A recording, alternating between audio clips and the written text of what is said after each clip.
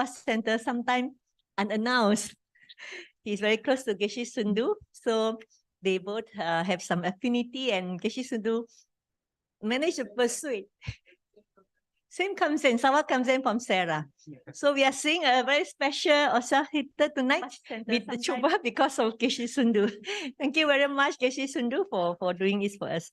So Lama Osel was born in 1985, 38 years, young man, who is a reincarnation of Lama Yeshe, the founder of the Foundation for Preservation of Mahayana Tradition. Like Lama Yeshe, he's very unconventional, very creative, spontaneous, and very direct, and is a very down-to-earth person. He cares a lot to the environment, and thus he initiated this movement, non-governmental organization called Global Initiative for Tree. It's called Global Tree Initiative. And this is an NGO that promotes planting trees in this earth, which is very sick. Like Osel shared with me just now, tree give us the oxygen, which is an important lifeline of our life, just like spiritual practice. So tree is actually as important as stupa and holy objects. So we should protect our earth that we need to live on, and by planting tree. So you can go to the website called Global Tree Initiative, and there's also a poster and some, certainly this is an NGO, and if you have the same intention, want to help, please also can do some donation through us, and then we will support the Global Tree Initiative. This initiative has been planting a lot of trees in many countries, and it said that when we plant the tree, we grow our forests and we save our future. Like that, Lama Osel has been very busy with this work. And also another thing that Lama has been doing is this called Habit Alignment Key Retreat, HAK. This HAK retreat has been organized for last 2 times in California and Mexico. And after this, Osel is going to New Zealand and then Australia to conduct. And it's a very important retreat that transforms the body and the mind of an individual. So you can hear more about it. Maybe Osel can talk about it during the interactive session. So we encourage all of you to ask questions and be interactive. That's how Osel would like this session to be. Without further ado, I would like to invite Lama Osel to share this evening of wonderful talk, whatever content of to us who live in this 21st century. Thank you. Hello, everybody. So nice to see all of you. I'm sorry about the time because I'm sure all of you have to work. So this is a schedule, right? And I'm very grateful that after your work, you still come here. You must be really tired. So I'm going to try my best to offer you something that you can apply in your life to improve. That's what we're all looking for, right? We're looking to improve our life.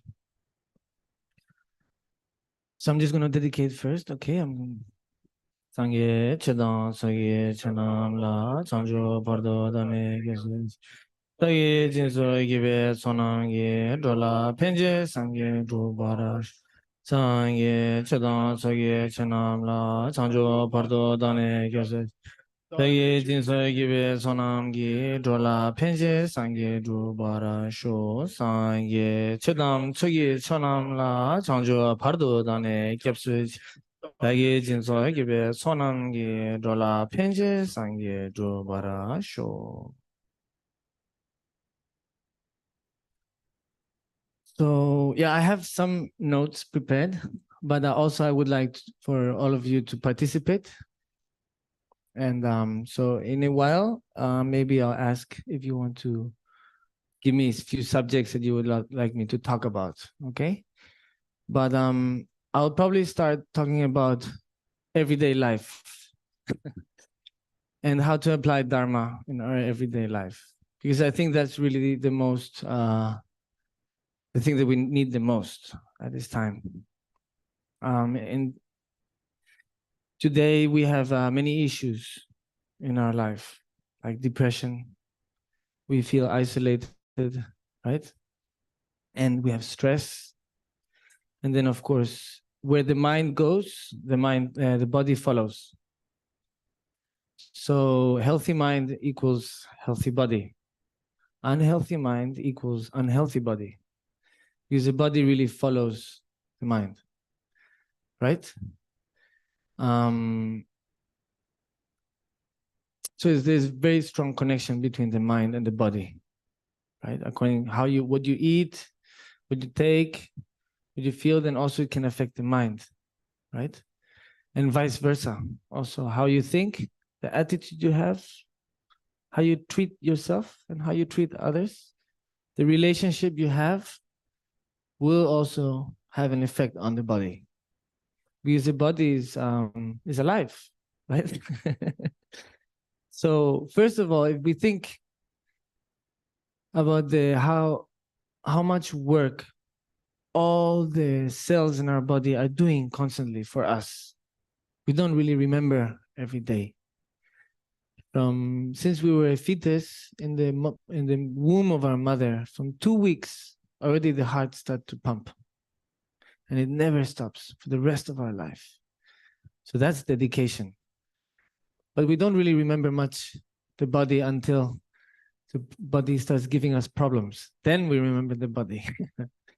So it's important, to always begin the morning with a gratitude meditation. So why is gratitude so important? Because really that is the base for everything that we want in life, right? What is it that we want? We want to be happy, right? We want peace of mind. We want others to be happy also. We want to be productive. We want to be accepted, recognized, be part of something, right? Functional, etc., etc. So if we're not grateful, for example, then this creates a feeling of insatisfaction. If you're not grateful, then you think about yesterday, you think about tomorrow, you think about what you don't have, what you want, what you would like, right? When you're insatisfied, you don't think about what you have. Never, right? So how to reverse that is by being grateful. So you wake up in the morning, and if you practice that, it's really going to start to have an effect in your life, because that's going to change your attitude and your perception. These two things are really the key that the Dharma is talking about. You change your perception, you change your attitude, and you change your life. Literally. So how to start is with the gratitude always. So when you're grateful, for example, so you think, okay, what are you grateful for?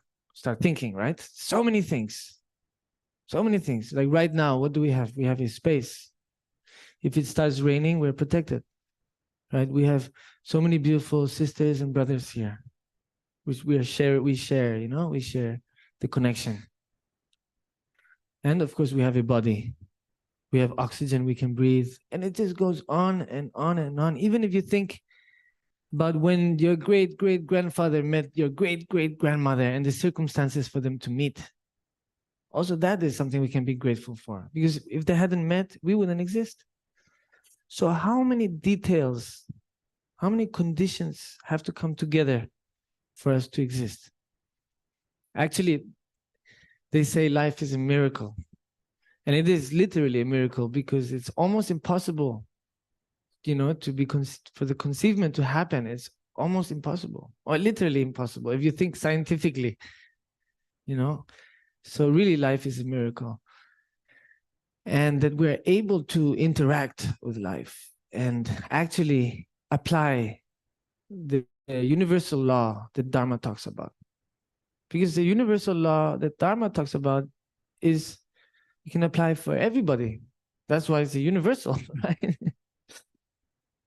And it's a little bit different, like from the medicine, right? So for example, if somebody is sick, you can't give him all the medicines. You have to find which is the right medicine for that sickness or for that issue, right? So in the same way, we also have to find what works for us. It's just, so just because you take a text and you start reading, you know, it can get to a point where you can get a little bit frustrated because maybe you don't understand everything, or maybe you can't relate to it, right? So what I'm trying to say is that you really have to find what works for you and filter that, you know, because not everybody needs the same medicine, right? So first you have to identify what is the cause, right? What is the situation? So for me, the best medicine is gratitude right now, because that is the beginning. When you wake up, you open your eyes, you breathe. Wow, I'm so grateful. But if you wake up in the morning, oh no, I'm unhappy, or this problem, that problem, then what happened? If you have a black wolf and you have a white wolf, and you feed every day the black wolf, this is ancient, the American Indian saying, okay? So if you have a black wolf, you give the black wolf every day food, what's going to happen? The black wolf is going to become big in your life. It's going to prevail. Negativity will prevail and will become very important. But if you give more importance to positivity and you feed the white wolf every day, the white wolf is going to become much more prevalent, much more important. And what's going to prevail? Positivity, right? If you have positivity inside, then no matter what happens outside, you can't really blame others. It's very easy to blame. This is the easiest thing, is to blame. Is if you blame others, you don't have to take responsibility. So for example, very, very typical common blaming is, oh, I lost patience with such and such person. But actually you lost patience with yourself, right? Who do you lose patience with? Where does it start? Inside, yeah? Not outside. You lose the patience inside with yourself. So if you are patient with yourself, you'll be patient with everybody.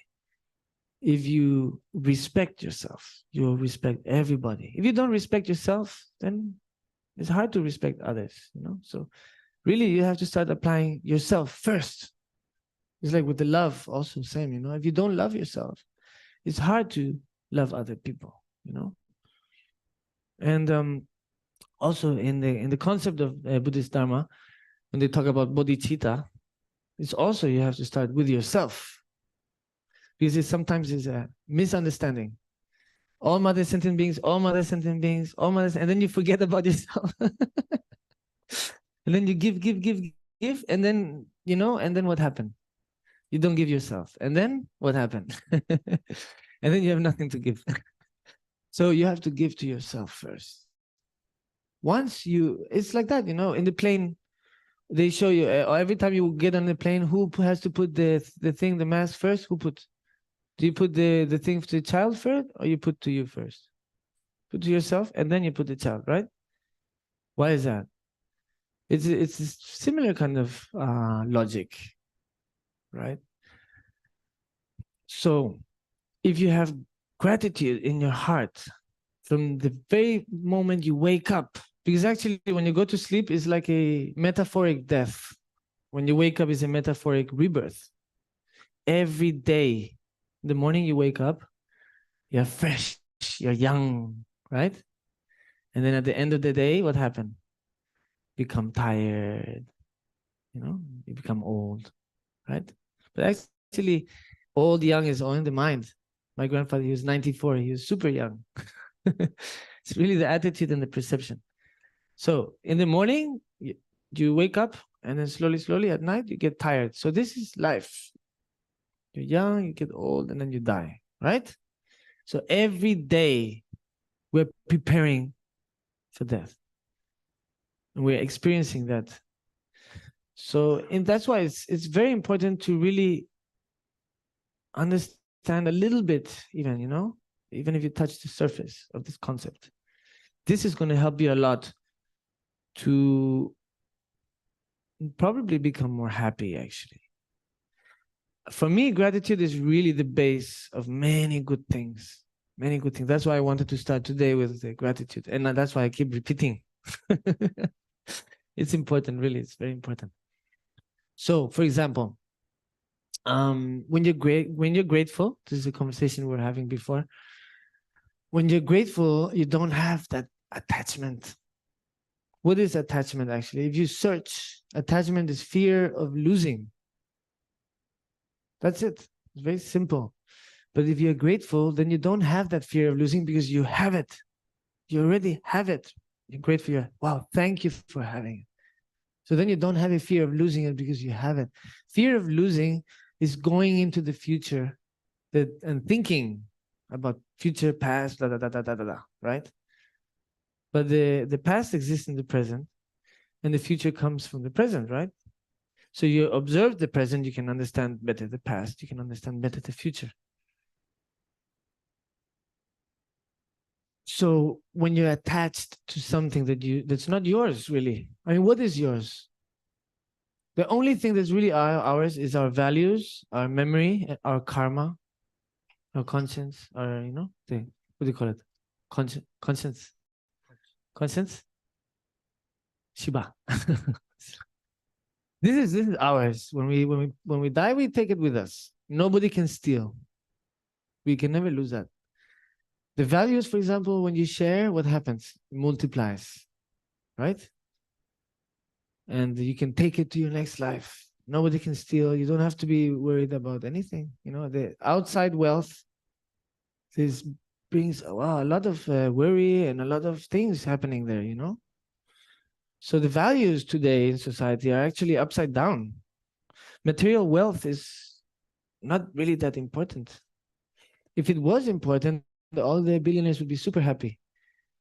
But I don't think they're so happy, actually. You know, apparently, maybe, but appearances always are, what do you call that? They're not really, they misguide you. Appearance. So really, the actual true values that society is forgetting a little bit about is the inner values inside. And this one, if you practice, that is really going to give you what you want, which is happiness or non-unhappiness. Non-unhappiness is much easier than happiness, right? It's much easier to not be unhappy than to be happy. Because if you think about it, what is happiness? It's temporary. Just like suffering, temporary happiness. So what's all the fuss about? You know, it's an attachment, it's a concept, it's a misconcept of the values, you know. And yeah, I mean, of course, we need to eat, we need a roof, so we need the basic things to be not unhappy, obviously. So these things are the first things that we should be grateful for. And once we start this meditation, the rest of the day is going to be there. It's going to be there. It's like in your childhood, right? And when your childhood, what you learn, what you experience in the childhood is going to affect you the rest of your life. So what you do in the morning is going to affect you the rest of the day. So the attachment is really in Dharma, it talks about attachment is one of the main reasons for suffering. So fear of losing what you don't have. So how can you fear losing something that's not yours, right? Because the car, oh, this is my new car. Then one day you go to, and it's gone. Somebody stole it. Oh, it's not my car anymore. Somebody else is using it, right? If it was yours, nobody could steal it from you, right? This body, is this ours or not? We're using it temporary. But if somebody shoots you, finish, the body is gone. So really the body is temporary also. It's almost like a vehicle. It's like almost like a car. We change car. So when people get so attached to the body, like I know people looking at the mirror all the time. But actually, then they get so attached to a concept, because really beauty is in the eyes of the beholder, right? It changes. Perspective is really the one responsible for beauty. Because, it depends, like how you see the world is your choice. And that's why the second thing I want to talk about is the two keys. which Dharma talks about attitude and perception. So I like to work with examples. So for example, for some people, the same situation can be really, really, really bad. For some other people, maybe exactly the same situation, maybe not so bad. Why? Because of the perception, because of the attitude. You know, so this is really where we have to start to understand how the mind plays games with us.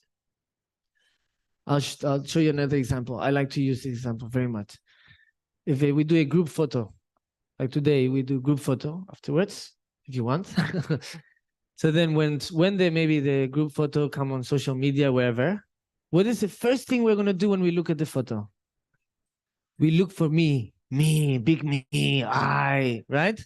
The first thing we do is that. Where, oh, and the first thought you have, oh, I'm not so good looking. Ayala. Everybody's so good looking, but not me so much. You know, you put yourself down. You know, we put ourselves, we tend to do that. We are programmed that way. You know, we have to understand that we program ourselves. The subconscious is very important to program the subconscious so we actively become what we want to become, you know. Many times we are just a mediocre version of our potential. And we know it. Actually, we actually know it. But we are scared of that potential. We're scared of our potential, you know, because we have been convinced in a way, programmed that we're very small, we're insignificant, you know. Like we don't really make a difference in the world. But actually, we're very significant. So this is the balance. You have to be a little bit proud, but you also have to be a little bit humble. Extremes are not good. You know, it's not healthy. So be proud because you are, but be humble because you belong, right? So the example I wanted to say about the photo is you look and immediately you're judging yourself, right? Judging yourself. I do that. I don't know about others, but for me, this is very typical of me. Oh, I don't like my face. I look in the mirror, I'm like, oh no, I don't want to look. I think it's normal, right? Because we have a lot of self-criticism, low maybe self-esteem because of the situation, society, you know, also sometimes makes us feel a little bit like that, you know. Why? For example, I'll give you example. Because you're thinking, how, why? Okay, let me show you example. For example, I have friends who are models, right? And they have photos on the publicity, right? But the same model wants to look like her. But that's her, supposedly. But it's not her. Why? Because they put so much makeup and then Photoshop, a lot of Photoshop.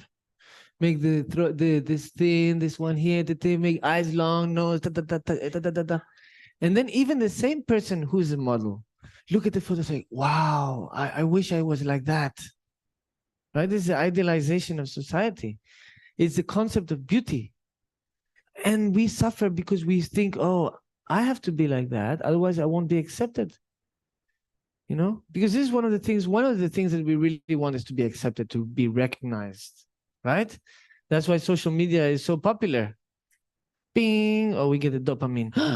Somebody likes it. Somebody liked what I posted, right? It's natural, but where does this come from? Right? Where does it come from? So we'll talk about that later. Otherwise, I'm going too far away. So I'll go back to the photo. And then what happens? So we see the photo. Oh, you know, I'm not so handsome or beautiful, whatever. We have this self-criticism. And then what? Afterwards, maybe 10 years pass, and you see the exact same photo. You do the same thing, right? You search for yourself, and then, but something changed. What changed? Oh, I was so young then. I was so handsome, so beautiful, but now not anymore, right? But the photo is exactly the same photo. The photo hasn't changed. Apparently, it hasn't changed. Of course, it changed, but apparently, it didn't change. Same photo. So what changed? Our mind, our perception, our attitude.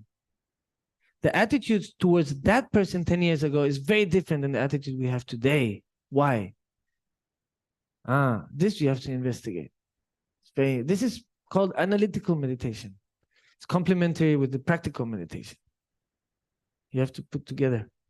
Not just analytical, not just practical, but you have to put together, right? They both complement each other.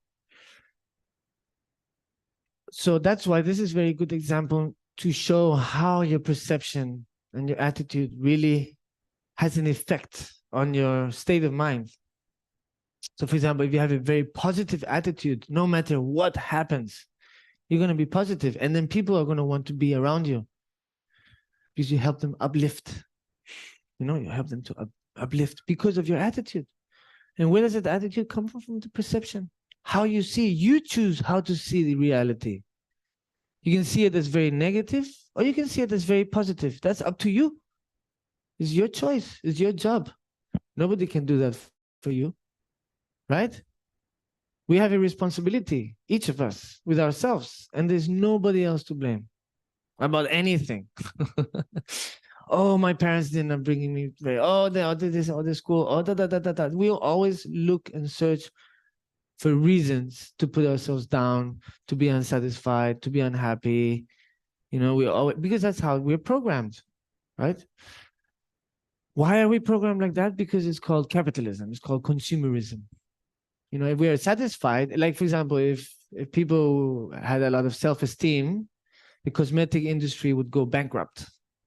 For example, it's just an example, right?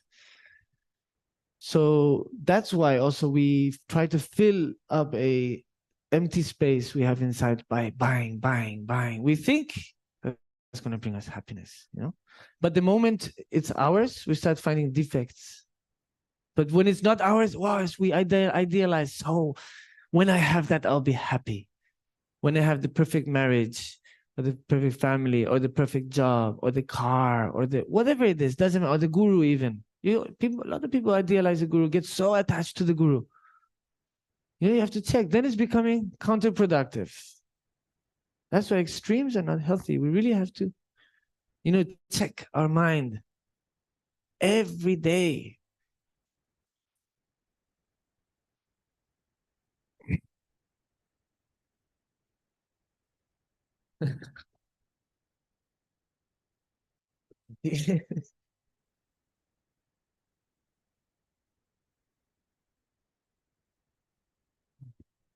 And what we do, we don't check our mind, we check everybody else. And then we criticize. Huh? But what happens when you criticize? People lose respect for you. Because you know what they think? Oh, if he's criticizing someone else behind the back, maybe they'll criticize me also behind my back. You understand? So criticizing really is not very productive. But that's also the mind. The mind is always searching for something, some mistake, something, like, why? Because this is the way we protect not having to look inside, not having to take responsibility. It's very easy to blame the outside, but you create your circumstances. Karma is very clear. They talk about karma. If you think about people, I've seen this example many times, people who have the perfect circumstances and they don't really use it. And some people have terrible circumstances, but they somehow are able to transform and create the circumstances they need to grow. So really, it's not about the circumstances. If it were, in the boiling water, if you put the potato, what happened to the potato in boiling water? Being soft, yeah? The hard one becomes soft. If you put the egg, what happened? Become hard. But the water is exactly the same. Circumstances is the same. But the egg decide to be hard. The potato decide to become soft. So you have to choose. You cannot blame the hot water. Oh, because of the hot water, I became hard. Oh, I became soft. Right? You have to choose and you have to take responsibility. And then you make your own circumstances by changing your attitude and your perspective. Does that make sense? Any questions? No questions? I don't know if that's very good if you don't have questions. You have to ask questions. You have to always what do you call it? Challenge and analyze, question everything. Yes, please.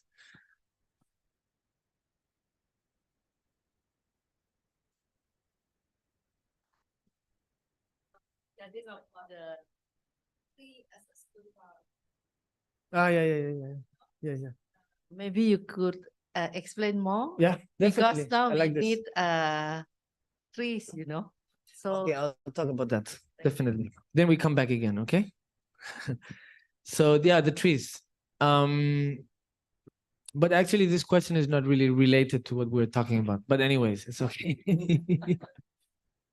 So the stupas is I mean, of course, you know, what is a Buddha? When you look at the Buddha statue, what is it? It's a representation of our potential. For example, if you see the guru, right? The guru inspires us. Why? Because it's like, oh, the potential we have, where we can get to. So then it inspires, right? So the Buddhas are really there to inspire us to understand that we can become like that also, right? Today you open magazine Forbes. Oh, the billionaires. Who is the richest man on the planet? Oh, I wish I was a millionaire. Oh, but then what happened? You know, like why don't we have this same feeling to become a better person? You know, to become like a Buddha. We are more attached to the idealization of becoming a millionaire, which is quite unrealistic. But then we have available the potential of becoming Buddha, and we don't really give too much attention. Even if you just meditate 5-10 minutes a day, that's huge difference. Just 5-10 minutes. You know, how many hours do we work? We work at least 8 hours, 8-9 hours. We sleep maybe 6-7 hours, right? So already 2/3 of our life we're working and sleeping. Then we have 1/3 left to eat, right? To shower, to like go to do. So for eating we have to do shopping. So the time to go to do shopping, coming back, cooking, eating. So we don't really have much time. So 5-10 minutes is enough. You don't really need so much more. And when you start to see results, then you'll start, okay, 10 minutes become 15 minutes, 15 minutes become 20. But don't force yourself. You know, if you force yourself, then it becomes counterproductive. You know, it's not about controlling. We always want to put everything in boxes. We want to control. But look, inside the body, we don't even know what's happening inside the body. We can't control anything inside the body. Why we want to control everything outside? We can't even control our mind. Forget about controlling. It's a little bit ironic, no? So anyways, so the stupas also a representation of the stages, right? And the tree, for me, at least, it's a very important aspect of life because it's the most advanced machine that creates oxygen. I don't know any other machine in the world that creates oxygen for free, like a tree, right? And if we don't have oxygen, then we can't breathe, we can't live, we can't practice Dharma either. So I think it's more relevant today in the 21st century to plant trees than maybe to build stupas. And please forgive me if I'm wrong. And I'm sure many people wouldn't agree with me. But I think sometimes it's good to be practical, you know, because if we don't have oxygen, even if we have many stupas, we won't be able to survive. They already gave a date of human extinction, 100 years from now. Theoretically, in 100 years, the human race will be extinct. That's what the scientists are saying. So we still have an opportunity today to change that, right? Because if they get extinct, then how are we going to continue practicing Dharma? You know, to become enlightened, you have to have a human body. I had a doubt now.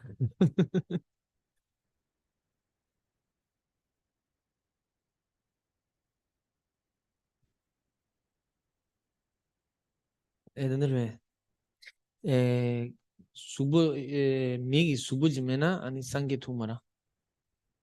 그래 말해. 그래? 추담정 옷도 똑바 타르지메시 귤라드메 강사스 좀 들어. 아니 더 미마이나 상게 가보라. 전두도 상게 다 얘다 얘라다 장마디. Sometimes okay, so maybe sometimes there's some cases like there's one story about the fly that was attached to the caca in the back of the cow, and the cow went around. Actually, no, it didn't become enlightened, created the cause to become enlightened. That's right.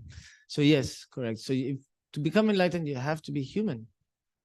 You know, you have to have the human body.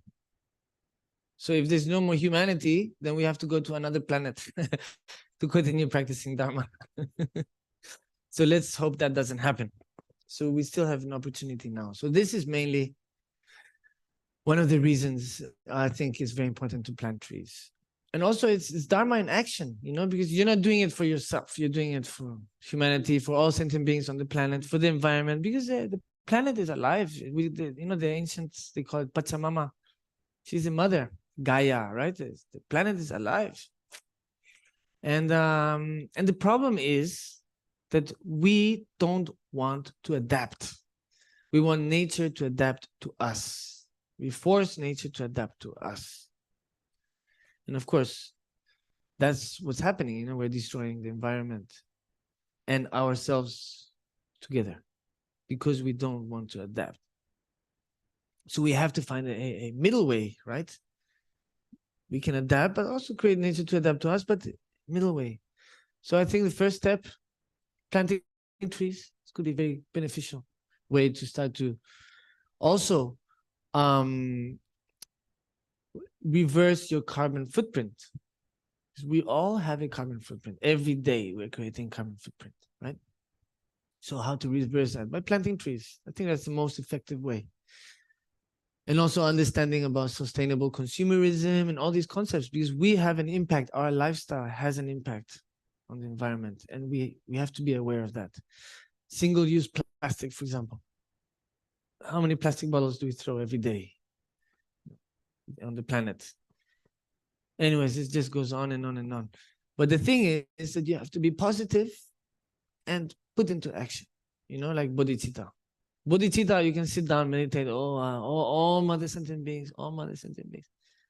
But it's not enough.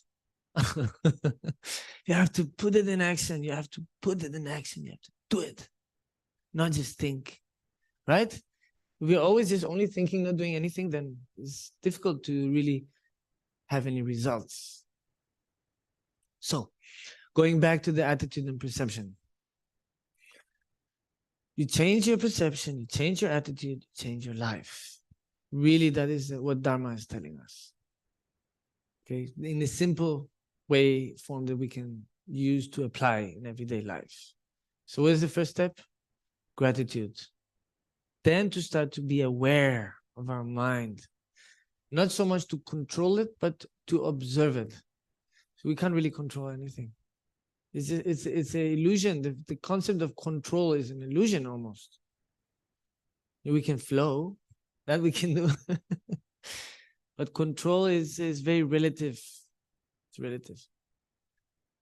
If you want to control something, you control your mind. That's not a bad idea. It's a good start. But that's very difficult. Very difficult. If you can stop thinking for 1 second, you can stop thinking for 2 seconds. Then you can stop thinking for 3 seconds, right? If you can stop thinking for 10 seconds, then you can stop thinking for 1 minute. Yes or no? Right? And if you do a little bit every day, finally you will be able to do 1 minute without thinking. And then you start to hear the inner voice. This is a real voice, not the mind. All day from morning to night.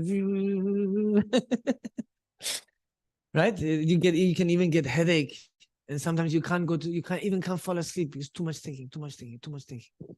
So if you want to fall asleep, because the brain becomes very active with this screen activates the brain, and they create dopamine and we create addiction. This also, I think, is important to talk about. But then, so for example, we're very active, then we go to sleep and we can't sleep, and then we get more stressed, and then turn around, right? So that's why this meditation of stopping to think is very helpful for sleeping. So because when you go to sleep, you're not thinking. Automatically the mind shuts down. You know, the subconscious mind it kicks in. And there's a process where when you're falling asleep, and then there's one point where you don't remember anything, and then suddenly you're in the dream, right? So in that point, if you can go through that point consciously, wow. Right? So how to do that? Slowly, slowly. You can do it before you do maybe 5 minutes in the morning, gratitude meditation, and then to sleep, before sleeping, you try to turn off the mind. At least if you can do 1 second, 2 seconds, just try, And the breathing from here, not the nose breathing, not this one. This is the breathing we have when we are asleep. It kicks in automatically. But if we do it manually, we're already creating the cause for us to start to go into a different level of consciousness. So from here, the breath, not from here. Not this one. This one. So already, if you turn off the mind, you start breathing like that, already the body starts to relax. And then boom, fall asleep. Very easy, like that. But as we're falling asleep, it's a manual one. It's not an automatic falling asleep. Normally we fall asleep automatically. Turn, right? But if we do it manually, already this is a great meditation. Great meditation. That's so easy, right? If you want to apply practically, you can start doing these 2 meditations in the morning and at night. Because we like to, if like, so I have some friends, they put TV and then they watch TV, fall asleep, and then they program the TV to go off after half an hour or something like that. I don't think this is very healthy, especially for the mind, because we're, so the thing is that we're learning every day, right? That's why this is a very famous philosopher called Plato. He said, I know that I don't know anything. You know this guy? Plato. And they asked him, who told you that? He said, my wife. No, I'm joking. I'm joking. It's a joke. It's a joke. No, but it's true, like when you know that you don't know anything, that's when you're learning. Because you think I know everything, then you become ignorant. Because life is a process of learning. The day we die, we're learning about the process of death. So it's very arrogant to think, oh, I know. I'm very, because everybody knows different things. You can't really compare the wisdom or the knowledge because each person has different perspective, different life, different experience. So obviously what we know is going to be different, right? So really comparing, if you're going to compare with others, always compare in order to improve, not to put yourself down, because this is very typical. We do that. We really do it a lot and we don't even realize. So this, I think, very important. This is the first number one attitude perception we have to start to change. Love ourselves, appreciate ourselves. Really, empower yourself. Don't give away your power. Take it and use it. We give our power to the TV, to the phone, to all the addictions of insatisfaction, formless addictions, materialistic addictions, idealizations. How many times we idealize? All kinds of things. What is the problem with idealization? It's unrealistic. So we are setting ourselves up for disappointment. It will never be like you imagine, ever. It's always going to be different because it's life. Life is about improvisation, So that's why flowing is very important. The moment you try to hold on, then you start to have problems.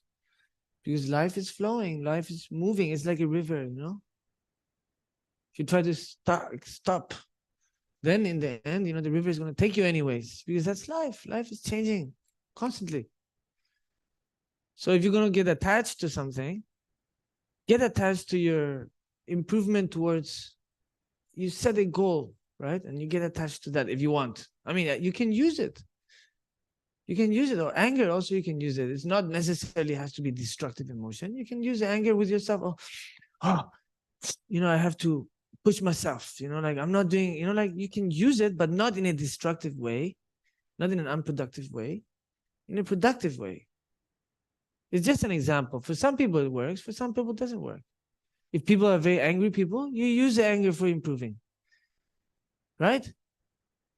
You use what you have. You use the tools that you have, but in a very wise way. You have to check the result. You check inside, check. Every day you have to check all the time. Look. If you don't do that, always looking outside, looking others, then you're wasting your time. Eventually, you're going to have to challenge yourself. Eventually, you have to confront yourself. At some point in your life, you will have to do it, whether you want or you don't. It doesn't matter. That's the law of the universe. So the earlier you challenge and you confront yourself, the easier it will be later on. And also you start to see further away. You can see the horizon much further away because your mind starts to expand. So you start to see things differently. And I think that's very beautiful. That's really what Dharma is trying to help us with. But if we don't apply it, the Guru is not going to take your hand and say, come, I'll take you to enlightenment. Don't worry. I wish, right? It'd be so easy. We'll just be lying in bed all morning, all day like that. Oh, the Guru will save me. It doesn't matter. So anyways. Okay, you understood, right? Attitude, perception. Okay, more questions, but related to this. Okay. Yeah. So how do we love ourselves without self-cherishing and self-grasping attitude? This is a good, very good question. Thank you. Very relevant. Okay, so first of all, we have to touch the base on the word love. Love is very misinterpreted and misused, that word. I love you if you're only with me. I love you if you dress the way I like, or I love you if, there's always an if, right? It's a condition. That's why they say conditional love, unconditional love. So really love, the true love is unconditional. You're happy for the other person. If the other person is happy, you're happy for them. But the conditional love is not love, it's attachment. So many people say, oh, you know why? Love brings suffering. That's not true. Love does not bring suffering. Attachment brings suffering. So you have to be able to differentiate between love and attachment, just like the self-cherishing love. You need a little bit of feeling good about yourself. You need to be a little bit proud so that you can, we exist, we are here, but not too much, because then it becomes counterproductive. Then we don't see, we become blind. The pride blinds us. Nobody can say anything to you. Who are your true friends? The one who criticize you in front of you and talk really good about you behind your back. This is a true friend, right?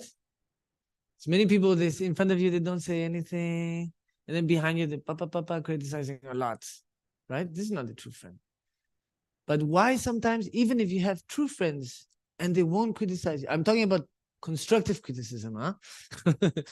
Don't get me confused. So, sometimes we have friends and they try to tell us things, but we are so proud that we don't want to listen, and then we get angry at them and maybe friendship finish. So this also is not healthy, right? We have to be open enough and humble enough to be able to take criticism. And not just listen, but inside thinking, oh, no, I don't, no. We're saying, okay, but inside, no. Not like that. Actually listening. Which is the main aspect of communication? Listening, right? And not listening to answer, but listening to understand. That's really the base of communication. If you can't listen to understand, then it's very difficult to have communication. So anyways, I got lost now.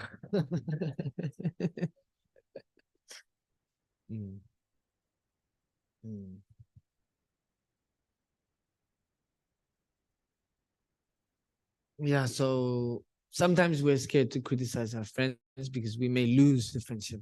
So you also have to be skillful. You have to understand the person. You have to know what kind of person you're talking to. Some people, they don't mind criticism. Some people, for them, it's a big deal, huge deal. Why? Perception and attitude. That's it. So me, I love criticism. Constructive, I always ask, please, constructive, please say what you think, please express, because it helps me to improve. It helps me to see things that I cannot see from my perspective. Maybe I have an attitude, I have a way of doing things maybe people don't like, but if they don't tell me, how can I know? I'm not clairvoyant. I can't read your mind, right? So I would like people to talk to me in a clear way with love, right? And because that's what I would like to receive, then that's what I give. So for me, I always say what I think, only if it's productive and it doesn't harm. Because for some people it can be very harmful. You have to, I made that mistake sometimes before in the past. I was not skillful enough. And then people become, counterproductive. They don't want to listen anymore. They shut down, they close. So then you are not able to help your friend. On the contrary, you created an obstacle to the friendship. So you can't generalize, obviously, each of us is different. So really we have to check and apply with the circumstance and in relation to that moment, to that person, we really have to be very specific. Generalizing is very easy, one bad thing happened, everybody's bad. Sometimes it happens, you just start to generalize. Our mind is like that, So then we have to go back, be more specific, try to understand from the actual point of view of the other person, right? Because obviously not everybody's going to have our perspective. So we also have to put ourselves in the shoes of the other person.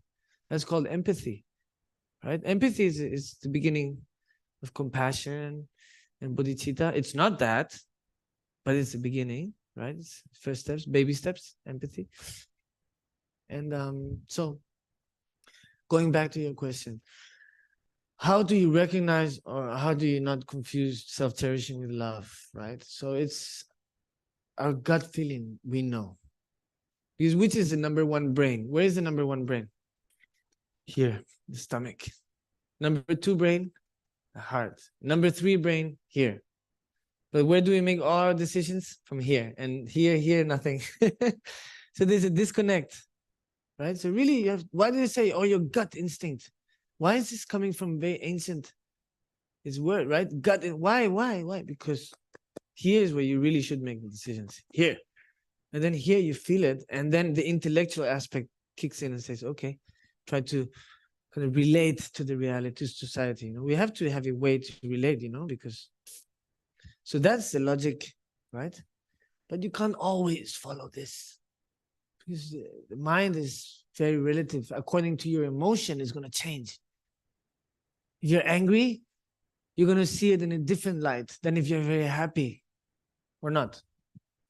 Yeah? When you're angry, you see things differently, right? And you do things and you say things very differently.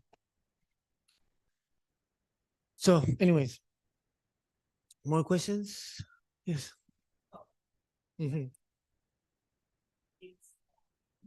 How do you go about dealing with one's own anger? Because we can say that we can use anger to channel ourselves, to motivate ourselves, but sometimes anger can be destructive. Oh, yeah. And sometimes at the split moment, we cannot control. We let out some angry words or we made the people that we love sad. So do you have any tips that you can provide which me as a layman or us as a layperson can learn from? Yeah. Okay, so the first thing, very, very, very, very important. The Sufis. Sufism is a branch of the Islam, and they have very wise sayings. All the religions have, they have a golden rule, right? It's the same base. So there's one saying they say, opportunities are like an arrow. Once you shoot, it's not going back. Like a word said without thinking. It's beautiful, no? You can never take back a word you say. So it's one of the things, like in a relationship, when you lose respect for the person, when you say harsh words, you can never go back again. You lost that forever, in a way. Even if you make friends, I'm sorry, it already happened. You already had that disconnect, right?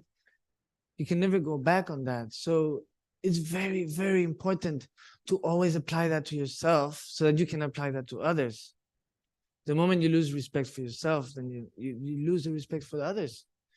So mainly anger. What is anger? Anger is suffering for the actions of somebody else, or suffering because of something. Well, I'm okay. Wait, rephrase because I remember the phrase, but then I can't put it together. Anyways, I'll go somewhere else. So it's like, for example, I'll give Lama Yeshe's example. I like this one.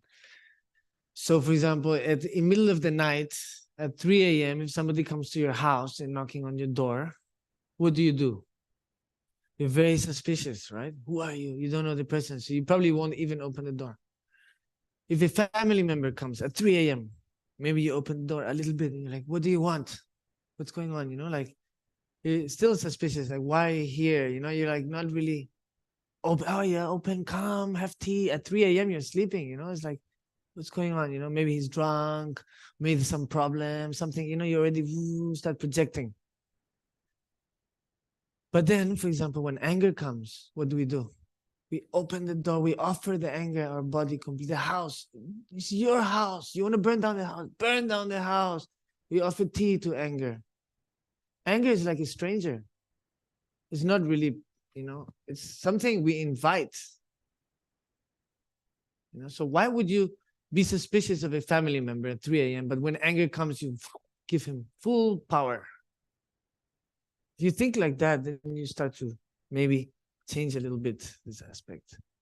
And also always be aware that once you say something, you can never take it back. I mean, regret is okay, but too much regret is not good. If we make mistakes, it's good. If we don't make mistakes, it means you're not doing anything. Right? So making mistakes is very important. If you're making mistakes, it's good. It means you're doing something. But if you repeat the same mistakes again, there's a problem. You're not learning from your mistakes. So it's good to make mistakes, but to learn and avoid them in the future. You know, if we don't make mistakes, we're not doing anything. If we make the same mistakes, then we're again, you know. So always check. You have a question? No. Okay, sorry, sir. No, because I did it like that. I thought maybe you had a question. So this is the important part, to understand why we give full power to anger. And then anger will destroy a lot of beautiful things that we created. You know, things that maybe we built, like actually the beautiful things that take a lot of time to create. It takes a lot of effort, a lot of work, a lot of dedication. To destroy, in 1 second you can destroy. You know. And also, that's also one of the reasons, you know, why in the newspaper, this negativity is it's given a lot of importance. You know, they give a lot of importance to negativity. But actually, positivity is much more important, right? So, for example, like an example, a mother who raises her children, right? Single mother, working 2-3 shifts, takes her children through university for 20 years. Do you think she will make headlines? No. But a mother who killed her son in 1 second of anger, headlines, all the newspapers. Why? It took 1 second, but that is so important. But the woman who was for 20 years dedicating her life for those children, why don't we give a value to that in the newspaper, for example?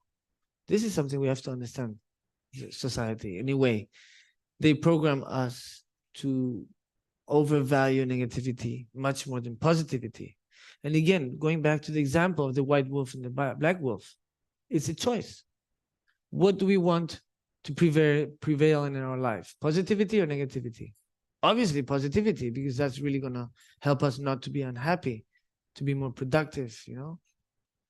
So all these things are really things that we have to think. I mean, I can talk about it, but if you don't apply it, if you don't work on it, if you don't check, then it's not really useful, right? It's like a bulb without electricity. You know, the bulb is like the Dharma, but we are the electricity. Without the Dharma, just the electricity, there's no light, right? With the bulb, without electricity, also no light. But you put the bulb with the electricity together, then light is coming. So you have to complement the two complementary aspects put together.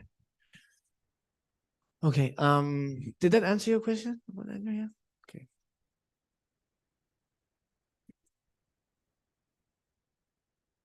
If you have questions, you let me know. You can interrupt me anytime you want. Osel, there's a question on YouTube. Any advice for the modern corporate worker who struggle to balance his life and aspiration to attain enlightenment. Okay, this is actually a very relevant question for today. So work. Anybody know who Alan Watts is? Alan Watts is interesting guy. I like his philosophy. So one of the things he says is the key is to enjoy work. Again, we're talking about attitude and perception, right? One of the luckiest things is to enjoy your work. But that's an option also, you know, like you can actually enjoy anything if you have the right attitude and perception. So really it's about, I don't really like to use the word mindful, but in this case, I'm going to use it because mindfulness has been used too much, you know, mindfulness. But it is relevant in this case. So you have to be mindful, you know, of what you're doing. The moment you become a little bit mindful, then you start to enjoy. Right? Yes or no? You sure? Who enjoys work? I don't think anybody enjoys work. You enjoy work? Oh, you're so lucky. So lucky. And can you explain to us why you enjoy your work? Did you chose your work? I just like I'm doing. So whatever I do, I put my very sincere heart. So even sometimes when we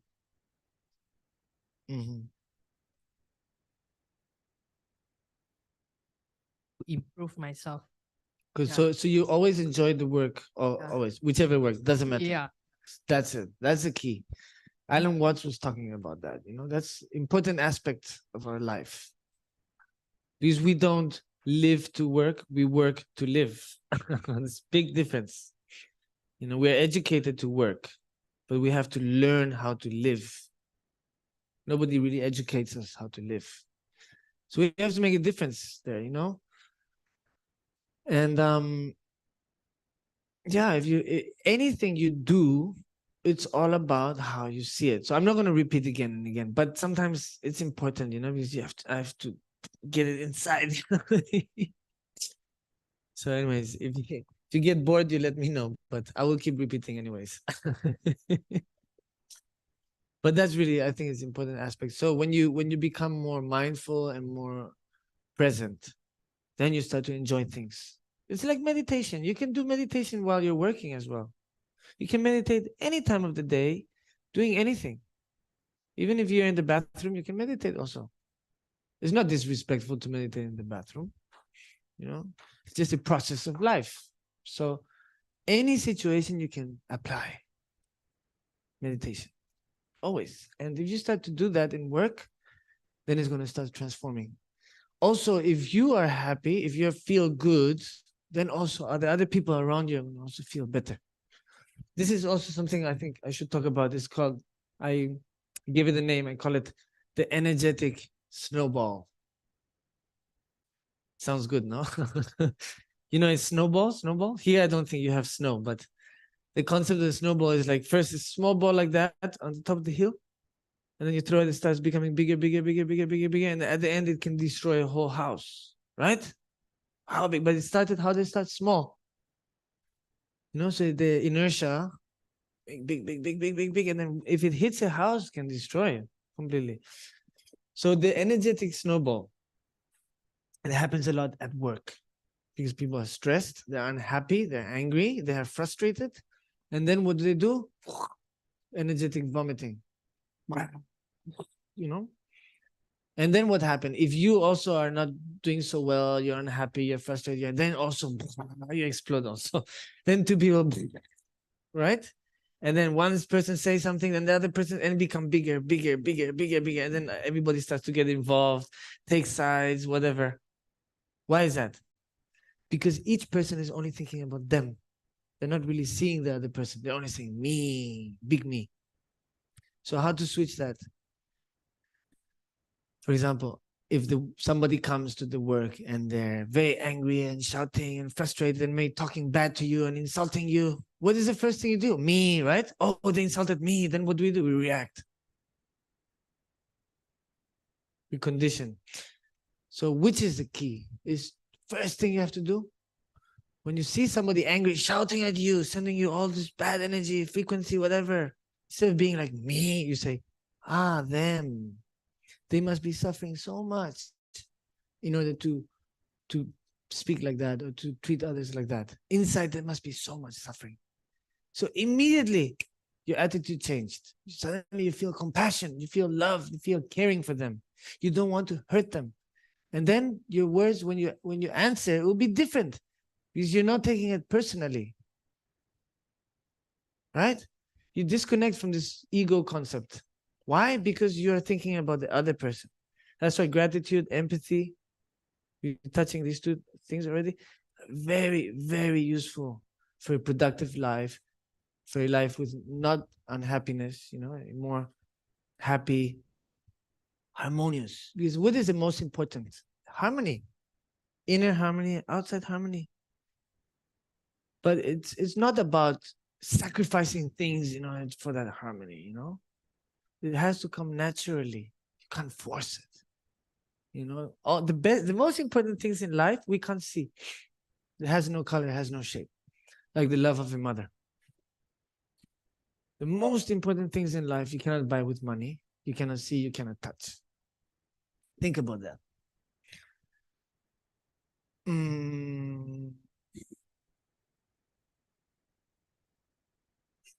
So that's it. This energetic snowball, how to change. By seeing. So every time somebody says harsh words to you, think about them. Don't identify, don't take it personally. Because it's not about you. You're not the center of the universe. You're not. We think we are, and that's why we take it so seriously. And that's why we suffer so much.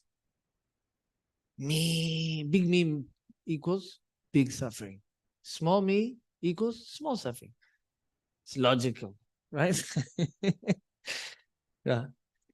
What time is it? Now it's 9:09. Now, okay. We still have some time. But if you want me to change subject, if you have a question, you just let me know, okay? Please. This is a discussion group. Yes.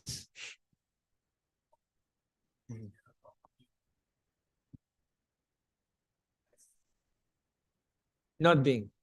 Passive aggressive, maybe. Passive aggressive? Yeah.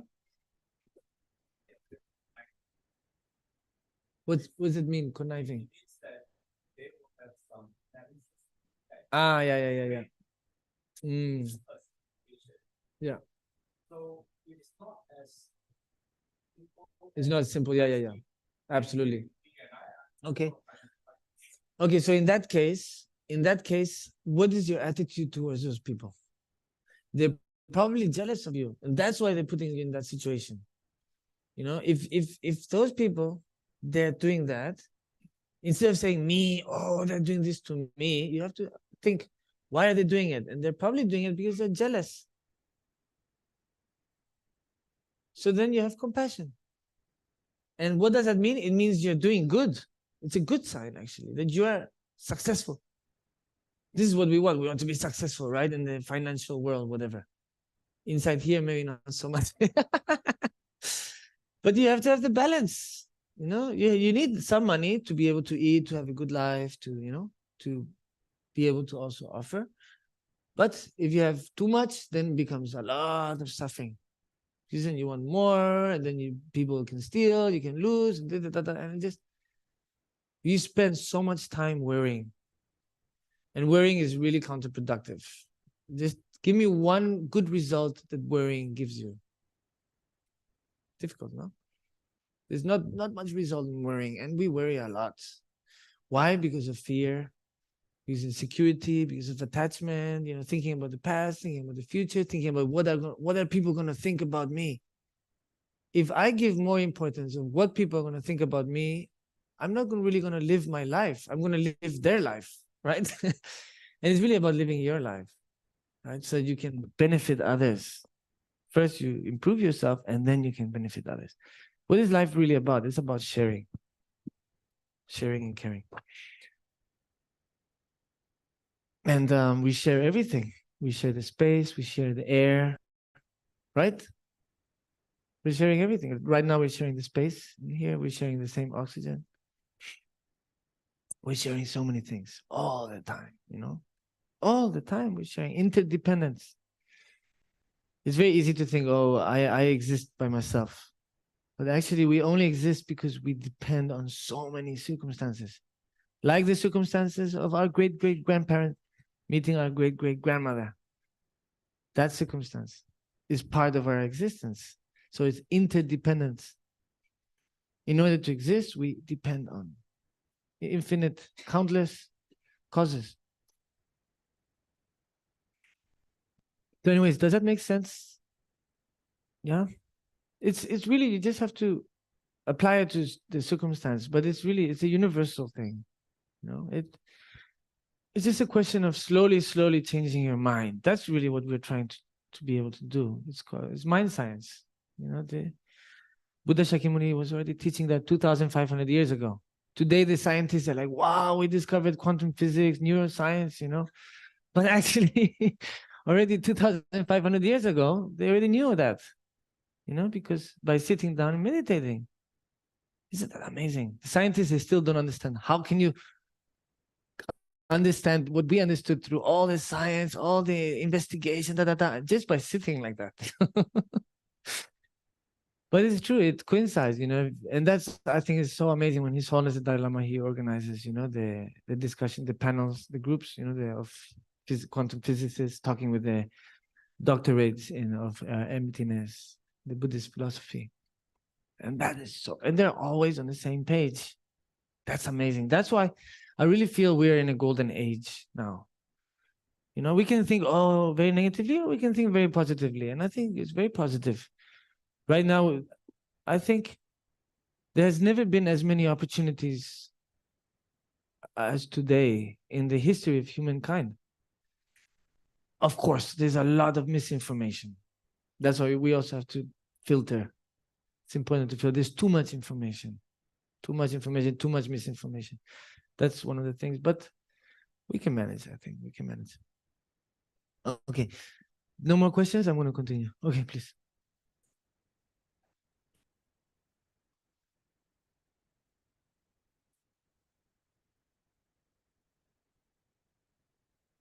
But maybe can you pass the microphone? I can't hear very well.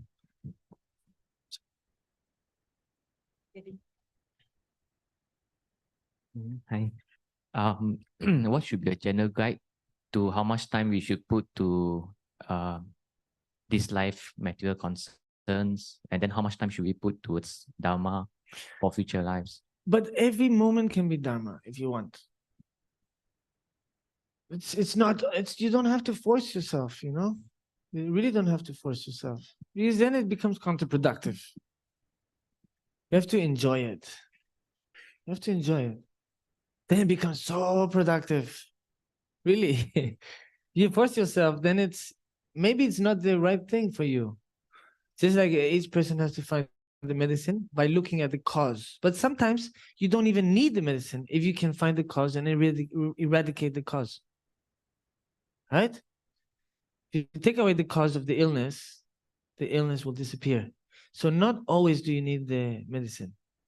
Sometimes you just have to find the cause for that result. So, for example, you're asking me, how long should I dedicate to meditation or practice, and how long not? Is that what you're like learning about Dharma, expanding, putting the time to learn about Dharma. Yeah. One more is totally opposite. One more is, well, I think the moment you stop enjoying, then not so much. But as long as you enjoy, then keep going. Right? You open a book and you start reading. Oh, I like it. Well, you enjoy, you continue reading.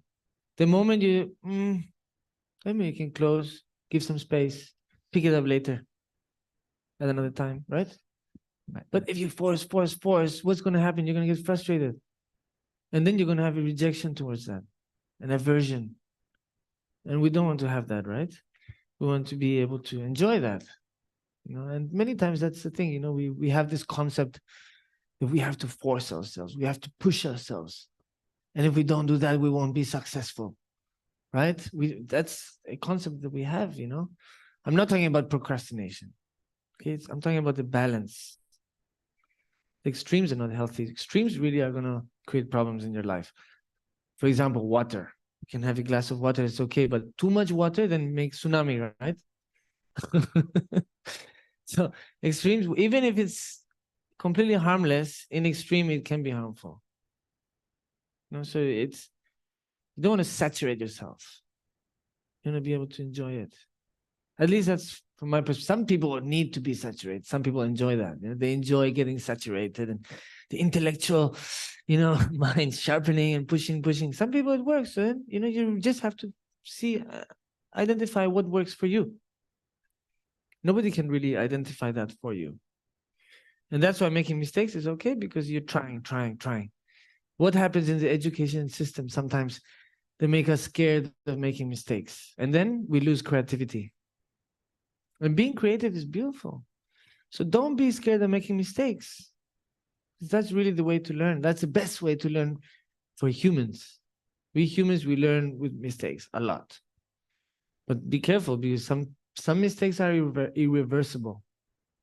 So you have to be careful also. You know, you can make mistakes, you can risk, but not too much. Balancing in the balance. Lamrim is talking about the middle way, the middle path. And so really, in the end, you have to check yourself. You sit down and you think about it. You think, what do I want? What I don't want? Right? Do we know what we don't want? Not always. Because many times we want to be happy, but we create the cause to be super unhappy by searching for happiness. Right? So that's because we're not really sitting down and thinking about how are we going to become happy. We set ourselves up to disappointment, you know, because we are projecting. And what we see there is never what actually is there. You know, for example, I can look at the cup, and what is happening? The cup is one thing, and then has to go through the information, right? The information, the light comes, it bounces, the color, and then the color arrives in my eye, and then the eye actually sees it upside down. Everything is upside down for the eyes, upside down, and then the brain puts it back in the like normal form, right? So it's first interpretation of the eye, second interpretation of our mind, then third interpretation of what we project on that. So, and we still think the cup, as we see it, as we project it, is really the reality of what is there.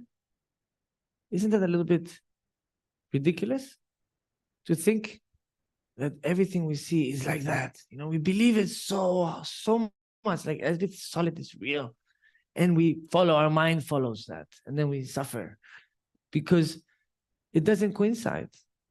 Our projections are not the reality, but we believe it. So then there's a conflict, inner conflict.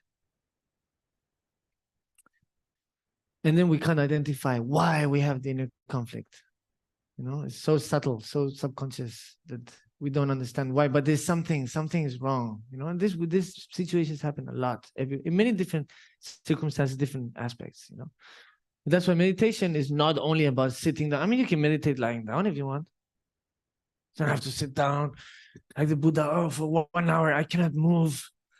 If I move, then I'm not a great I'm not really meditating for real. You know, it's not about that. If you feel comfortable, then you can do like that. If you want to lie down, you lie down. You know, of course, you probably fall asleep. But yeah, anyways. Does it make sense?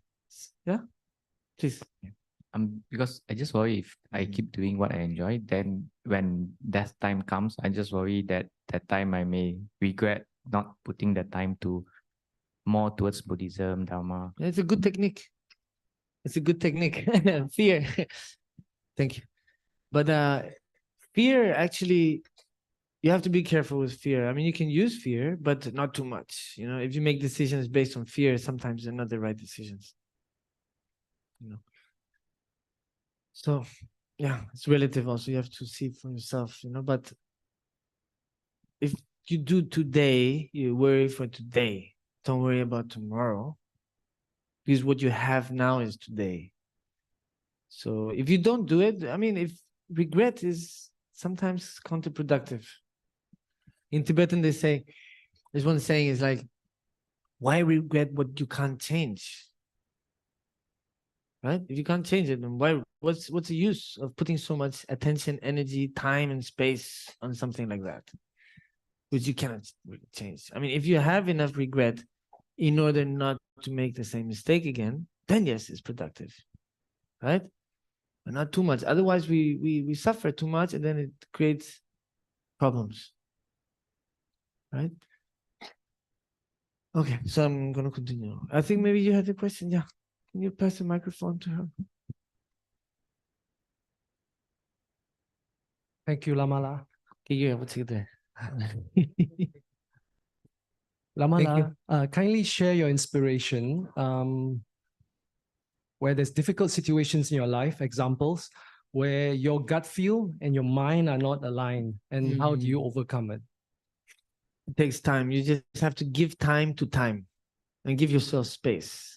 Those are the two key. You know, sometimes we're very impatient. We want the answer now. We want the result now. And then we never get the result because we're forcing, we're pushing, you know, and stressing, you know, like, so it sometimes gives space, give time, and then it will come. That's many times happens in a relationship, for example. We want to change the other person, or we want to change ourselves. And then it's very difficult to change ourselves or change somebody else. But how is it? We give space, and with that space, the change occurs, right?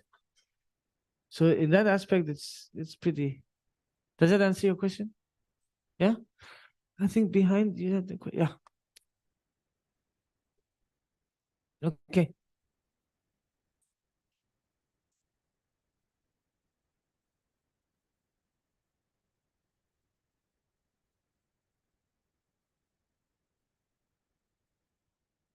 Okay.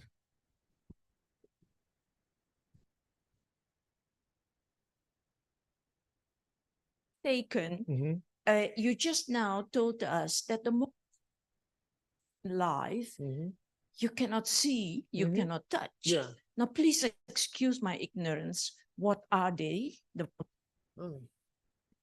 it's an example, but is what do you consider human being in the 21st century? wow, I like Two that. things. The second question is the first question, maybe. Thank you. Maybe you're putting me in a situation now. I'm going to need some help. Okay, volunteers, please. What is very important in life that you cannot see and touch? I will say the first one, the love of a mother. What else? Ideas, come on. Be creative. Trust. Very good. What else? Very good. What else? Sorry? What? Hope, friendship. There's so many things like that. It just goes on and on and on. And the more you say, the more we're going to get of that. And none of these things you can buy with money either. Interesting, no? If you think about it, you'll start to find more and more and more and more and more. Yeah. But you have to think about it. I can't always give you the answer. Sometimes I don't know the answer. So I discovered the answer also in the process. And the second question about being a good human. So this is very relative also. I mean, you can generalize, right? There's a general aspect of what a good person is. But if you actually delve down, for example, okay, if I have a friend who's a masochist, you know, a masochist, you know, masochist? So what is a pleasure for a masochist? Pain. But you can't apply that to everybody, right? Not everybody is a masochist. So really you have to also think, okay, the normal way is to think, okay, how I would like to be treated, what I would like to receive. This is what you give. Of course, if you're a masochist, you have to change a little bit the equation. Not everybody is a masochist, but I mean, we are a little bit masochist sometimes. We like to suffer. We do, actually. We don't realize, but we like to suffer. We're addicted to suffering in a way. If you check, you will realize. Why do we overvalue negativity so much? Because we like to suffer. We like to, "Ooh, wow, wow." You know, why is the news so interesting? Why is, because always all these bad things happening to other people, and then, oh, I'm okay. All these bad things happening to other people, you know, so you put attention to there. And then you forget about your problems, right? But that's not really good method, actually. You know, you're just giving a lot of importance to things that you don't want to give importance to, really. If you give importance to negative things, is to learn to know what you want to give, what you want to receive, what you don't want to give, what you don't want to receive, right? So you have to apply that attitude. You give what you want to receive according to the person, right? And you apply that to yourself. So it's not about giving, and then suddenly you don't exist. That happens. I know people like that. And I try to tell them, hey, think for yourself too, you know, think about yourself too, but they don't want to. But that's another extreme. It's also an unhealthy extreme, but not for everybody. Of course, for Lama Rinpoche, it's very different. Lama Rinpoche, he's an enlightened being. So we can't really think like that. For Rinpoche, that's not really extreme, right? That's just his way of being, you know? And if we try to have the lifestyle of Lama Zopa, I think personally, me, I wouldn't survive. He wouldn't lie down. Lama Zopa Rinpoche, he didn't even lie down. Can you believe that? Like maybe in 30 years, he lied down twice. Like literally lying down. That's insane. That's superhuman. So, I mean, of course, it's huge inspiration, but we can't expect to be like that ourselves. Because you do need to have certain realizations, you know, otherwise the body just shuts down completely, you know. So, but it's just an example, right? And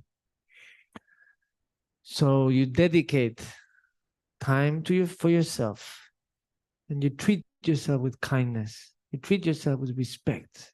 You have patience with yourself, and all of these good things, and then you apply that and you offer that to others, how you want to receive. That for me is maybe a good example to start with.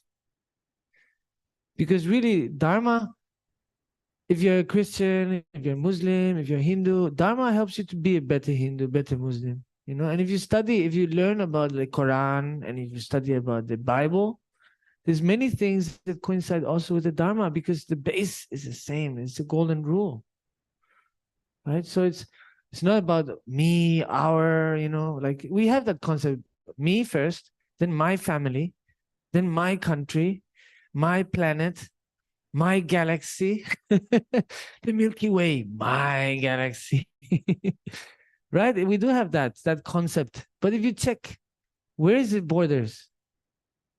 The frontiers, it's invisible. There's nothing, it's just an invention. Also, money is created. It's an invention. If there's no food, there's no water, you think people are going to value money? No, they'll probably use it to make fire to keep warm. That's it. Because when there's no food, there's no water, money loses all its value. So the value of the money is a concept. We put the value. It's a fantasy, actually. You know, the Homo sapiens, we have that tendency to believe in the fantasy, and then it unites us. So, for example, 200,000 people will go and give up their life in a war for a country. It's a belief. But those 200 people, they don't know each other. The country, the frontiers, is just imaginary. They're fighting a war of some greedy people. They're giving up their life. But of course, the concept, my country, I'm a patriot, you know, wow. All the wars have always been created as a business, you know, which is a very sad aspect. I know, and I think, I'm not 100% sure, but I think number one business in the world is war. Creation of weapons and war, etc., etc. So it's big business.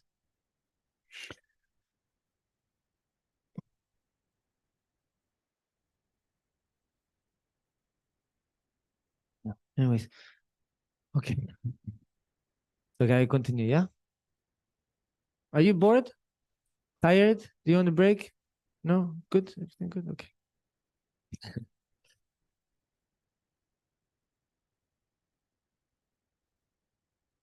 Actually, I already talked about everything. Okay, so one thing I wanted to talk about, it's very interesting because I have a son, right? He's 6 years old now. And I learned so much from him. We think we have to educate the children. No, the children have to educate us, actually. We have so much to learn from them because we forgot how we were when we were children. We forgot. So, of course, children need limits. We have to put the limits. If a child does have no limit, it's like being blindfolded, trying to search for a wall. There's no wall, there's no wall, there's no wall. Wow, it's so much, so difficult, no? But if you're blindfolded and you walk, oh, there's a wall here, and then you walk, oh, there's a wall here, and you recognize there's a wall, then you feel secure. This is an example of the education for children, like putting the limits, right? You put the limits for them to feel that security, that area. They know which is the limit, right? But for example, with my son, many times I say, I mean, I don't say don't do this because I say so.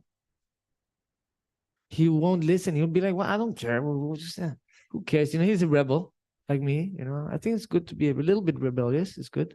Actually, there's an educator, a psychologist for children. They say, if your son or daughter does not listen the first time, that's a very good sign you're doing the right thing. It's funny, huh? If your children don't listen to you the first or second time, you have to repeat, that's very healthy because they're questioning everything. They're questioning. If you say something they do immediately, then it's not that a good sign. It means they're complacent. They're like, but actually education is trying to do that. That's what it does. It puts us in a box. And we are universal. We're infinite. We don't really have that limit, but we limit ourselves because we don't believe in ourselves. We don't believe in our potential. We are scared of that potential. So we really have to change that. We have to turn around like the omelette. Turn around the omelette. It's a Spanish saying. And so we all were children, but we forgot. I remember when I was a child, I have very good memory from my childhood. But I always used to think I'd never want to be an adult. I used to think, oh, it must be so problematic to be an adult. Always worrying, always this, always that.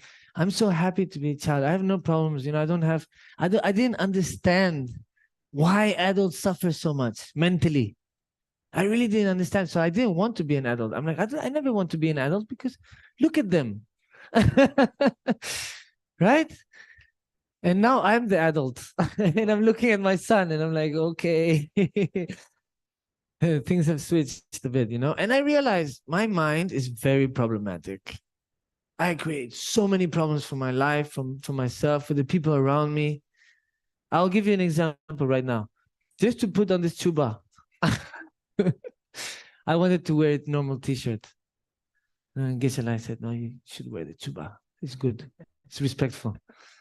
No, so I said, okay. But in my mind, I'm like, I don't want to because it's just the way I'm programmed. I'm a rebel. If somebody says, do this, I'm going to do something else completely. And my son is like that. And that's called reverse psychology. So for example, if I want him to eat vegetables, it works. I tell you, I put all the vegetables on my plate. And I'm like, I'm eating. And he's like, why don't I have vegetables? I'm like, oh, no, it's not for you. You won't like it. This is only for adults. You know, it's not for you. You just eat your rice. No, I want the vegetables. I will like it. No, you won't like it. You won't. Yes, I will. And then he get aggressive. Give me the vegetables. And then he eat the vegetable. You see, I like it. You see, I like it. I'm like, oh, okay. And I didn't have to do anything. I didn't have to force. I didn't have to push. I didn't have to insist. It's called reverse psychology. It's very useful. It works very well. So Geshe-la, he did reverse psychology on me. I'm joking. But yeah, so our mind works like that. This is something we have to recognize. Our mind can have a lot of aversion, can be very negative, can be very problematic in that sense. And that's why I say don't always follow your mind. Don't always believe what you think. Because thoughts are like clouds. They come and go. When you go to grab, there's nothing there. Even though thoughts can be very powerful. Because the thoughts, everything, for example, that's been manipulated by the human started with a thought. So if you see which is the name of the new skyscraper in Kuala Lumpur, the one that's competing with Dubai or something. What's it called? You know this one, right? PAP. Okay. Well, anyways, that you know which building, right? Yeah. So that was created originally by a thought. It started with a thought, right? Somebody had to think, and then start to design, and then so the thoughts are very powerful. The results, if you think, oh, I want to reach a certain state of mind where it can be a benefit to others, that thought can have a huge result. Okay, so you have to be able also to differentiate which thoughts are productive, which thoughts are yours, and which thoughts are from influence. Many thoughts we think are ours are actually influenced by outside, but we think it's ours. So also this you have to investigate. Is it really your thoughts? There's a lot of mind pollution going all over the place all the time, right? So anyways, I'm not going to go into that because that's not really my thing. Yeah.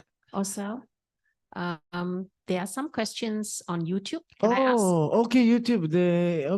Okay. I didn't understand before when you said YouTube. Okay, Okay. let's start with the first one. Okay. What do you think about telling white lies? White lies. That's a good question. Well, it depends. It depends, you know. If it's beneficial, if it avoids people from becoming very destructive. But always, so this, okay, let's talk about karma. What is the most important factor of for karma? Anybody know? What is the most important aspect of karma? Very good. You did your homework, huh? Intention. So the intention is so important. The action can be the same, but if the intention is different, the karma result will be different. Do you want an example? Or can you think of an example? Anybody have an example? Different intention, same action, different result karmically. What? Okay, I'll give you an example. This is, I don't know, it's not a very good example, but it's right now it's the only example. Okay, let's say your friend is drunk. You went out to party and your friend is completely drunk and he wants to drive. He got the keys and he's gonna drive. And you try to convince him, there's no way you can convince him not to drive. And then so you punch him in the face and take the keys. Right? You save his life, maybe the pedestrian's life, who knows, right? The intention, what was the intention? To help your friend, to save him, right? To avoid him having a very difficult situation. But then another same action, somebody maybe is jealous or is angry, somebody, or they're suffering and they want to put down somebody, or they want to get out the frustration, vent out this anger, you know? So then they punch somebody with the intention of humiliating them, of making them suffer. So what happened? The action is exactly the same, but the karmic result is completely different. Does it make sense? So that's why you always have to check the intention. What was the question again? White lies, right? So the intention is not so much about the action. I mean, we have the 3 doors, right? Thought, verbal, and action, right? 3 doors. But of course, what is the most important aspect is the intention. Why? Why are we doing it? So even though maybe we have intention, we think, maybe sometimes even we convince ourselves our intention is good. You know, do you understand this? This is also, we do white lies to ourselves.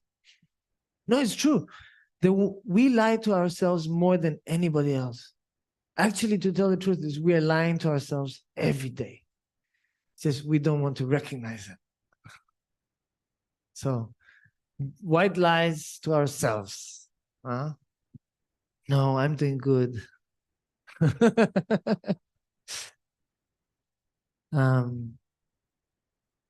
When we're not, actually, sometimes we're not doing good, but we try to convince. Like, there's many things like that. Oh, I'm a good person. I'm Buddhist. I think this is a great example. I'm going to use the example. Many people say, oh, I'm a good person. Why? Because I'm a Buddhist. so then I'm a good person. That's a white lie, right? It's not about the label Buddhist. It's about your attitude and how you relate to people, how you treat people, right? I mean, you can be Buddhist, but if you treat somebody badly, then that doesn't coincide, you know? So you can convince yourself you're a good person because you're Buddhist, but that doesn't make you a good person. So that could be a white lie. There's many things like that, you know? So always to check. But white lies, if you're going to avoid somebody hurting themselves or really suffering a lot, counterproductive result. The intention is positive, to benefit and to help, improve their life, then the white lie is okay. I've said white lies sometimes because it's necessary. Sometimes it's necessary. Not normally, it's not. But sometimes you have these situations where it's better to lie than to say the truth. Because some people don't want to hear the truth. They don't want to know the truth. Maybe they're not ready. Maybe they need more time. You know, so you have to also be, you know, skillful in that sense. Okay, the second question is a little bit unclear. It's something about listening and jumping to wrong Conclusions. or negative conclusion. Yeah, many times our emotional state of mind will push us towards the conclusion. That's why, you know, in the Vipassana, you know, Gautama Buddha, he used to do a lot of Vipassanas, you know. And in Sanskrit, was it Anisha? Anisha means equanimity. Anisha, right? In Sanskrit. So equanimity is very important.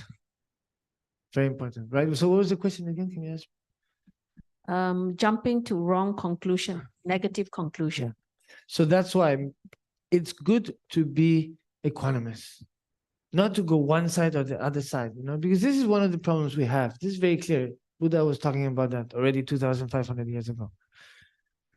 We have there's an object, right? So if it's an object of desire, then we are grasping.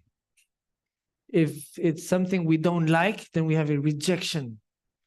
And then the third aspect is indifference. We don't care. So that's not being equanimous, right?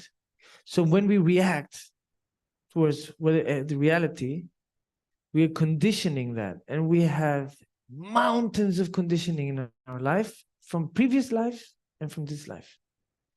So through the practice of equanimity, we can slowly start to clear out these conditionings. Because reacting is an important aspect of conditioning, right? So what was the question again? Sorry. Since I just really want to get there. I think it's the question is about jumping to wrong conclusion. Yeah. So I think in that Perhaps aspect, it's maybe how we handle a person who jumps. that's why it's based on the state of mind. If you have a very negative state of mind that day, your conclusions will be negative. Probably you'll probably jump towards that because we're influenced by the state of mind. But if that day we're very joyful, very happy, like that, then we'll probably jump to a positive conclusion. So that's why equanimity is very important. Try not to react. Right? If you have to judge yourself. Compare yourself yesterday. We can't really judge other people. We don't really know ourselves in order to judge somebody else. But we are judging everybody all the time. And do we judge ourselves? Not so much. Sometimes to be harsh with us, to put ourselves down, then yes. You know, but so it's about equanimity is a huge tool that is available to us. It takes time, slowly, baby steps. You can't expect to build the roof of a house if you haven't built the foundation. There's no logic to that, right? How can you build the roof if there's no foundation? You don't even have walls to put the roof on. So you start with the foundation. So for example, you can try to be equanimous a little bit. When something affects you, you know, when you get the emotion, it starts coming up, yeah? That's when you apply. It's very easy to sit in your cave or wherever and meditate, you know, But then when you have a family and the wife is shouting here and the children is shouting there, and then you're tired, you're frustrated, you're hungry, and that's the moment when you put in practice Dharma. Right there. Not when you're happy, everything is okay, you're watching TV. Oh, I love you. I love you too. Oh, now I'm going to practice Dharma. The result is not going to be so productive, really, like when you're stressed, when you're unhappy, when you're suffering, boom, that's where you apply. It happened to me one time when the mother of my son was giving birth. She was giving birth. So I took her hand and I said, oh, visualize the suffering of all sentient beings that you're purifying. And she said, shut up. And she crushed my hand like like she destroyed my hand. She crushed like that, And I'm like, okay, I don't say anything. Shut up. She said, shut up. Like that, She's giving birth. Like a man, we can never understand, I'm sorry, the level of pain a woman can endure. We don't have that same level of endurance. But that was a huge experience for me, because I was trying to help her. My intention was to help. But the result was not so productive. So I'll always remember that, And then so after that, I started to be more careful. When people are suffering, they don't want to hear this stuff. Oh, visualize the purification. They're like, shut up. They're in a situation, which it is a situation. So you also have to be skillful in that way. You have to understand, what does the other person really need in this moment, right? Emotional support or advice? I think I'll stick to the emotional support. I think I like my hand. So it's just an example. For me, that's something that helped me a lot to understand. Okay. Okay, we'll take one last question All right. before we end today. Okay, time is up. Okay, the question is, how would we love and cherish ourselves so that we can cherish others? How? Yes, But how? I think that's something you have to ask yourself, Because it's very relative. How you see the world from your eyes is very different from how I see the world from my eyes. So, but this, yeah, first of all, okay, so this, okay, now we don't have much time. I'm going to talk about the courses that I do. So anyways, it has a QR code, no? The GTI, yeah, so you can check that. We don't. Okay, so the courses I do is a package, actually. So the package is everything included, because we have a body. So if we only meditate, study, practice, we forget about the body, and then the body becomes sick, and then we can't practice, we can't meditate, we can't do anything. Right? So you have to also take care of the body. So what is number one aspect? Food. We are what we eat. Yes or no? We are what we eat. And so number one, inform yourself, understand what is really healthy to eat. What are you putting in your body every day? Right? This is so that's, for example, in the retreats, we have a vegan menu and we have vegan courses, master class on vegan cooking. So every day we have, it's very, you can actually see the schedules. You can share the website. But what I was trying to say is the body. So the body is very important. So exercise, a good posture. I've seen people with humps here, on the computer, on the phone, like that. If you take the phone, try to, like here, this is where we the creation happens here, right? So for example, for writing, you write at this level, the level of creation, right? So if you're on the phone, like that, then after everybody have back pain. Posture, very important. Food, very important. Exercise. You don't have to go to the gym. You can do some stretching in the morning or in the afternoon, whenever you want. Some stretching. Just try to get the heart pumping a little bit. Even just going for a walk. It's very beneficial. It will really help. Health benefits, huge benefits. Even if you go to walk 20 minutes, health benefits are huge. So this, I think, is very important. So self-love, loving. So how? Start with the food. Start by taking care of your body. Being grateful to your body for your existence. All the sentient beings, we have a lot of sentient beings in our body, billions, right? Of amoeba and cells and blah, blah, blah, blah, blah, blah, blah. So first, gratitude towards them. How we say thank you? What do they want? They want good food, healthy food. They want some exercise every day. And they want a healthy mind, a healthy attitude. Because if you don't have a healthy mind, if you're always worrying and this and angry, the body is going to suffer, and it's the result. You're going to see it in the body. The body is going to get sick. So always try to keep a mind, a positive mind, if you can. And that's the way also to love yourself. Offer yourself what you know you need the most. And once you've done that for yourself, then you start offering to others.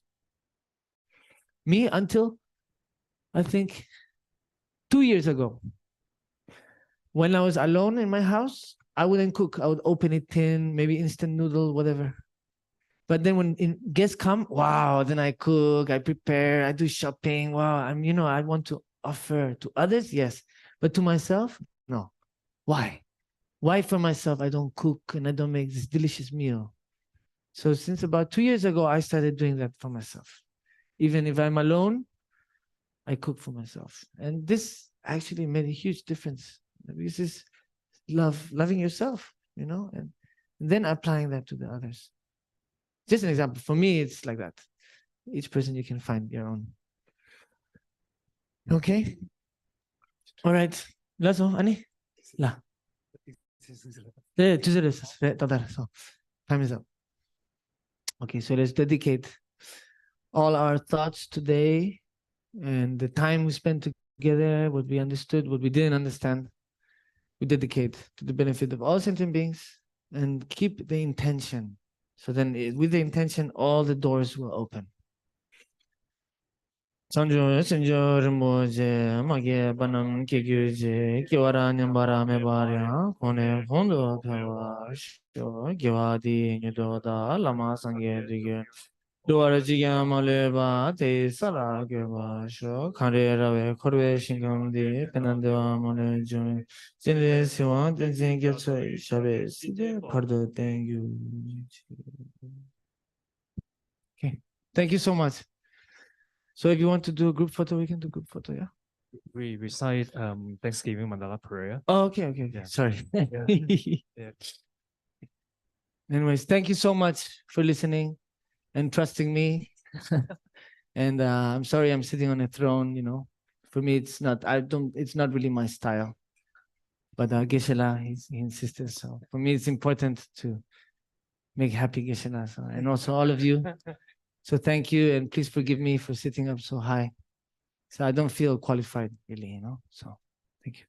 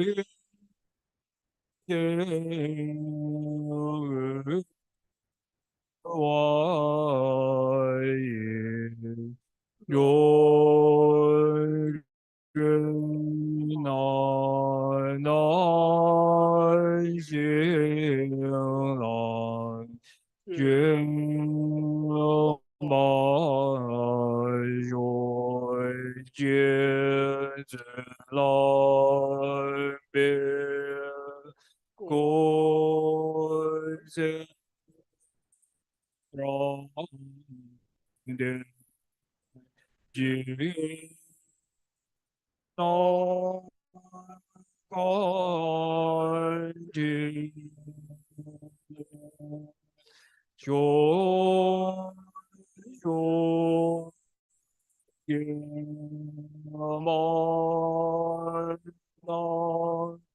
Lord, so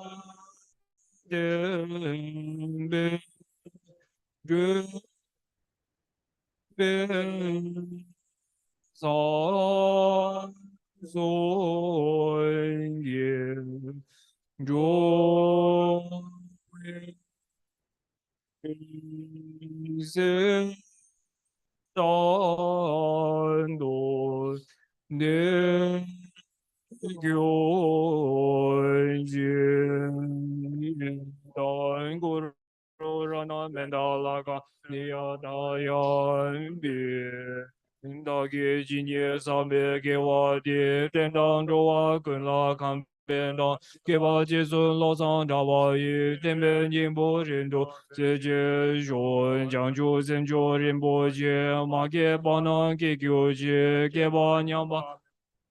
Kone kondo pewa shon jambe bawe jida kemba dan kondo sambo de yang de shin de de da kunge jesu da lo je kewa de da dang je ra do ngo dong ye da wa rinpo je ma ke pa na ke kyo je kewa nya wa me ba yang Kone kondo pewa shon rim ye da wa rinpo je ma ke pa na ke kyo je kewa nya wa me ba yang Mune kondo bewa shuo dong yi nin jie song do zhe be lan xie xie si si kang jian jian zhe gen kia na bei mo den jing kia zo lan so wa de so xian dun lun zhu shuo ji dian kang de pen de ma liu ba kang le zhong wei sang bei yi xin nu kang ji zong bei den jing kia zo la so wa de so du xie lun zhu shuo da me dun ba kia sen yan rang zo lo sang kia wa ya se kyo ba ji 让信仰心给教育马路边，天天门把准备给来做，用手准备对待人波节，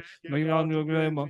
给我来，那样民群所备国家间，准备接准老马手瓦的，面对马路中为国间波，给为等到马球中华一，让垃圾都怎么在面目，路保希望是的一人帮，为当去送给做勤劳当，给谁能给都给老波节，准备养猪少备中，给上都接备都牛些说，抗日绕为国为新港的，天堂的话马路中为的，今日希望等真叫作业，特别是的报道等有是。